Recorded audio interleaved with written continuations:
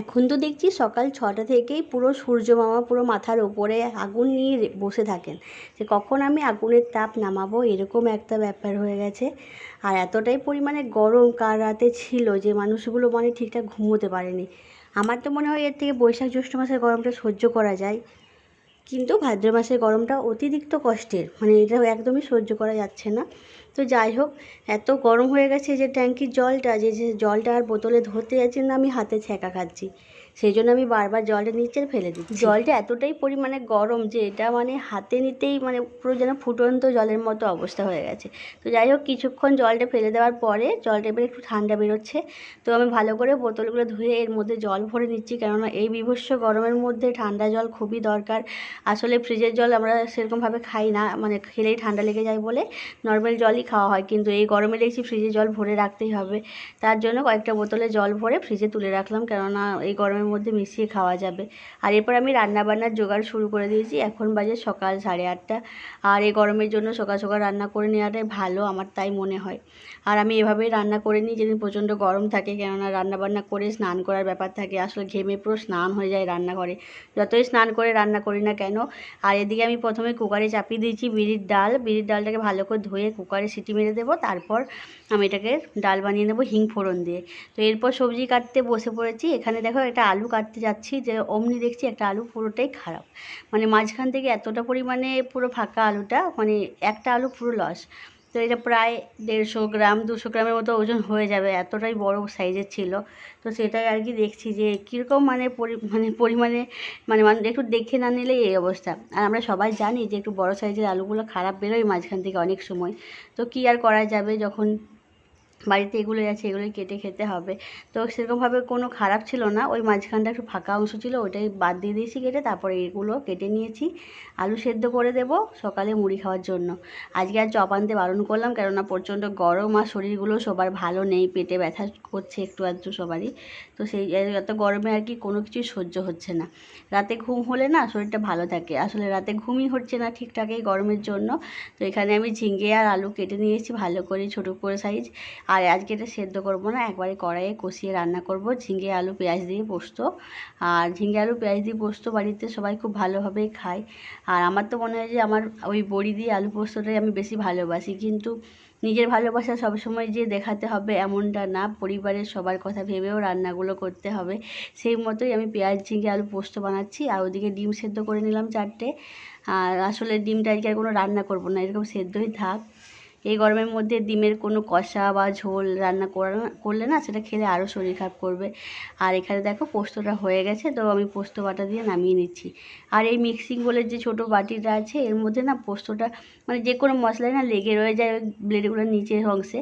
তো সেই জন্য ভালো করে জল দিয়ে নেড়ে চেড়ে জলটা নিয়ে নিচ্ছি, অনেকটা পরিমাণে পোস্ত লেগে রয়ে গেছিলো সেই কারণে।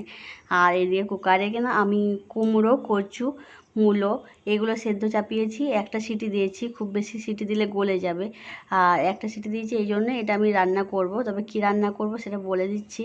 এদিকে পোস্তটা নামিয়ে নিই, এরপর আমি দেখো এই যে কুকারে সেটা সেদ্ধ করেছি সেই সেদ্ধটা দিয়ে আমি টক বানাবো। আর এর মধ্যে বড়ি দিলে ভালো লাগে, কিন্তু বড়ি নেই এই মুহূর্তে বাড়িতে, আবার দোকানে আনতে যাচ্ছে কি। আসলে আমি এখন বেরোবো না রান্নার মধ্যে থেকে। তো একটা ভেন্ডি ছিল, সেই ভেন্ডিটা আমি 2 পিস করে দিয়ে দিয়েছি।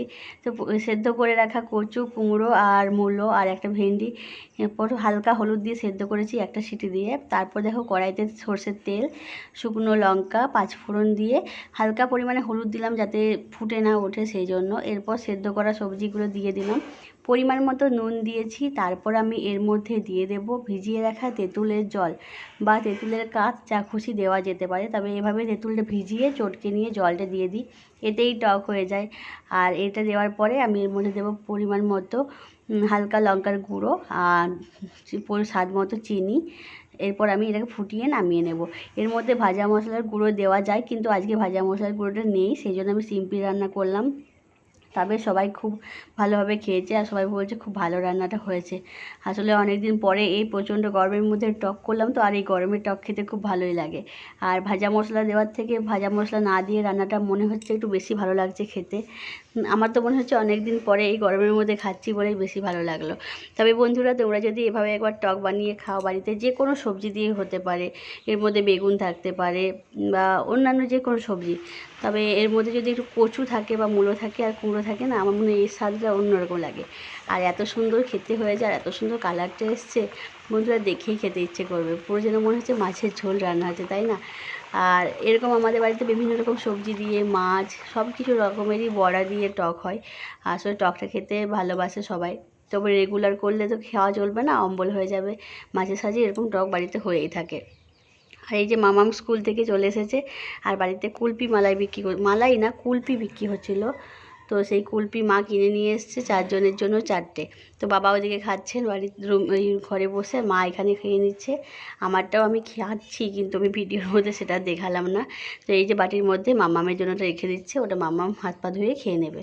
এখন ফিরে এলাম সন্ধেবেলায় রান্নাঘরে রাঁধুনির কাজ করতে, তাই না? প্রত্যেকটা বাড়ির মেয়ে বউরা কিন্তু রাঁধুনির কাজই করে।